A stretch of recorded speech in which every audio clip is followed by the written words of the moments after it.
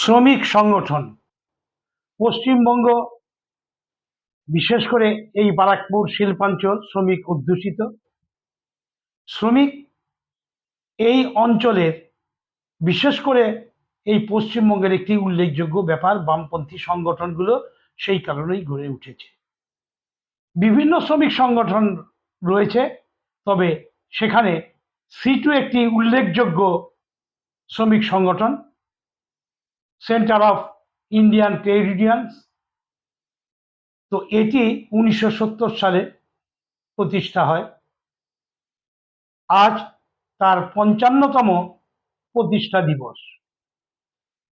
আসলে এই যে শ্রমিক সংগঠন যে তৈরি হয়েছে, তার যে মূল উদ্যোগ, যদি বলা যায় বারাকপুর মহকুমা, যদি বলা যায় কাঁচাপাড়া, তবে সেটা অত্যুক্তি হবে না। আগে যে বিএন, অর্থাৎ এই যে বিএন রেল যে শ্রমিক সংগঠন ছিল, যে রেল সংগঠন ছিল, সেটাই পরবর্তী শ্রমিক সংগঠনের দিকে রূপ নেয়।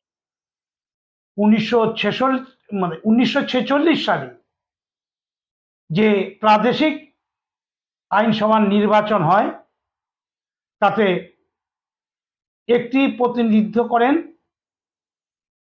জ্যোতি বসু। জ্যোতি বসুর যে শ্রমিক নেতা বা শ্রমিক সংগঠন গড়ার হাতেখড়ি হয়েছিল এই কাঁচাপাড়া রেলওয়ে ওয়ার্কশপে। সেই কারণে কাঁচাপাড়া শ্রমিক সংগঠনের ব্যাপারে একটা বিশেষ গর্ব অনুভব করতে পারি। কাঁচাপাড়ার যে শ্রমিক সংগঠন তিনি করেছিলেন, সেখানে যুক্ত ছিলেন এই অঞ্চলেরই আরেকজন কমিউনিস্ট নেতা অমূল্য উকিল। এইখানে এই শ্রমিক সংগঠনকে এগিয়ে নিয়ে যাওয়ার জন্য এইখানে এসছেন ট্রেড ইউনিয়নিস্ট নেতা, তাত্ত্বিক নেতা বঙ্কিম মুখার্জি। এখানে যখন এই রেল শ্রমিক সংগঠন যখন সাধারণ শ্রমিক সংগঠনের রূপ নেয়, তখন এর সভাপতি ছিলেন নিত্যানন্দ চৌধুরী এবং সম্পাদক ছিলেন জ্যোতি বসু। নিত্যানন্দ চৌধুরী একজন বাংলাদেশ থেকে আসা মানুষ, তিনি একজন প্রধান শিক্ষক ছিলেন, কিন্তু এপার বাংলায় এসে তিনি যে শ্রমিক সংগঠন করেছেন, এইখানে বিশেষ করে কাঁচাপাড়ার রেল শ্রমিকদের ঐক্যবদ্ধ করবার জন্য তিনি যে ভূমিকা নিয়েছেন, সেটি একটি উল্লেখযোগ্য বিষয়। কারণ তিনি শ্রমিকদের জড়ো করতেন একটি বিশেষ উপায়ে।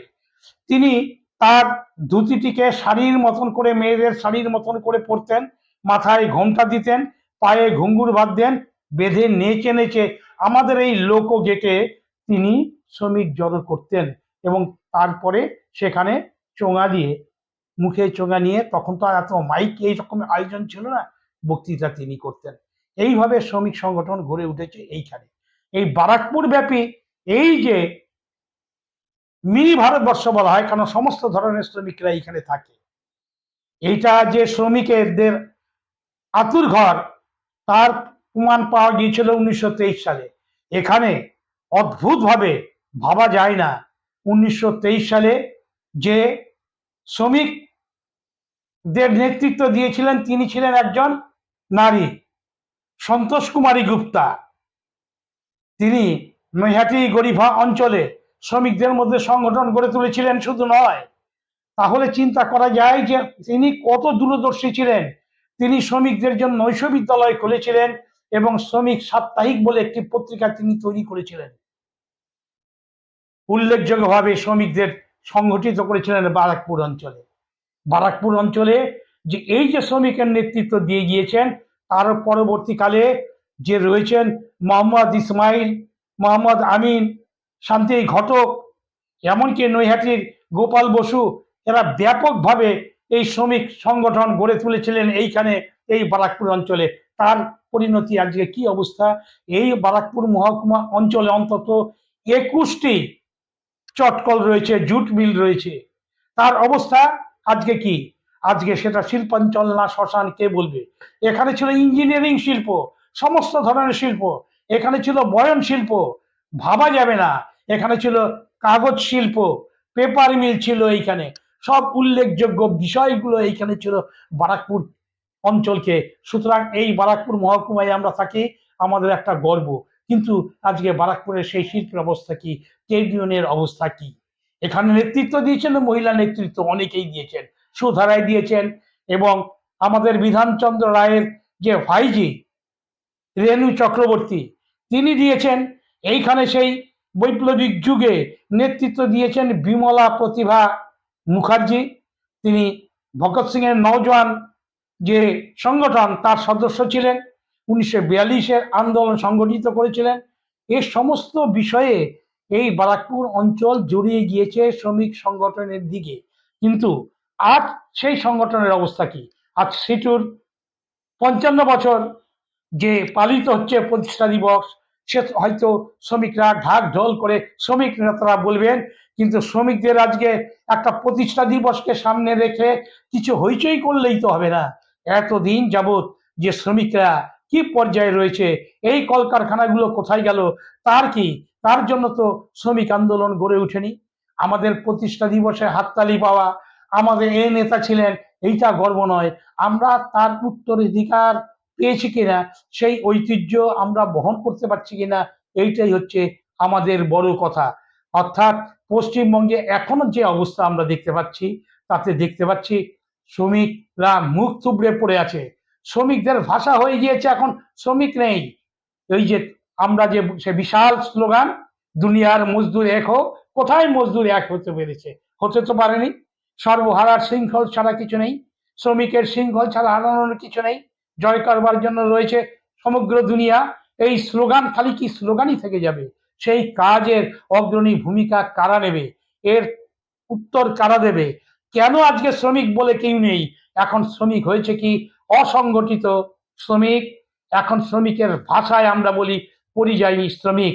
শ্রমিকের কাজ নেই, পেটে ভাত নেই, তারা কি করবে? এইটি আমাদের চিন্তার করা দরকার। শ্রমিক আন্দোলন আমাদের গড়ে তোলা দরকার। যে একটি শ্রমিক সংগঠন তার প্রতিষ্ঠা দিবস নিয়ে কালকে হয়তো অনেক হইচই হবে, কিন্তু শ্রমিক আন্দোলনের কি হবে?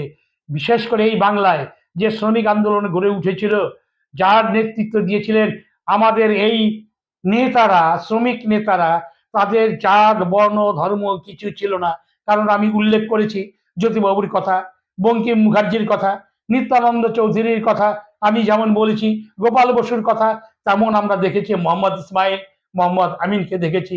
আমরা দেখেছি নারীদের সামনে ওই যে বললাম সুধা রায়কে, ওই যে দেখলাম সুধা রায় তো অদ্ভুত রকম মহিলা নেত্রী ছিলেন। তিনি দিনে আশুতোষ কলেজে বিএ পড়তেন এবং দুপুরবেলা তিনি ওই কমলা গার্লসে শিক্ষকতা করতেন, আর বিকেলে তিনি শ্রমিক সংগঠন করতেন, শ্রমিক মহল্লায় ঘুরে বেড়াতেন।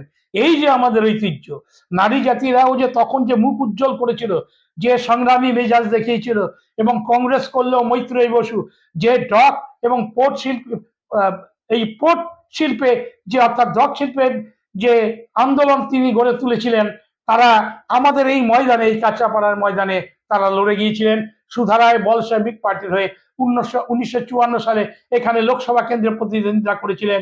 এমনকি এই মৈত্রী দেবী, এই আমাদের বিপ্লবী বিপিন বিহারী গাঙ্গুলি মারা যাবার পর, প্রয়াত হওয়ার পর 1954 সালে যে উপনির্বাচন হয়েছিল, মৈত্রী দেবী তাতে প্রতিদ্বন্দ্বিতা করেছিলেন। তিনি চলে গেছিলেন শ্রমিকদের পথে পথে, শ্রমিক আন্দোলনের পথে। এই যে একটা আমাদের ঐতিহ্য, এই ঐতিহ্য, এই আন্দোলনের ঐতিহ্য রক্ষা করাই আমাদের মানে যথোপযুক্ত কাজ হবে। কেবলমাত্র উৎসব বা প্রতিষ্ঠা দিবস পালন করাটা বড় কথা নয়। আমরা শ্রমিক সংগঠনের যে কাজটি কি, মূল কাজটা কি, আন্দোলনের ধারাবাহিকতা বজায় রাখা, এইটি আমাদের কর্তব্য। এই যে কেন্দ্রীয় সরকার শ্রমবিরোধী যে আইন লাগু করেছে, তার জন্য আমাদের আন্দোলন গড়ে তুলতে হবে। এইটাই হবে শ্রমিক সংগঠনের প্রতিষ্ঠা দিবসের মূল তাৎপর্য।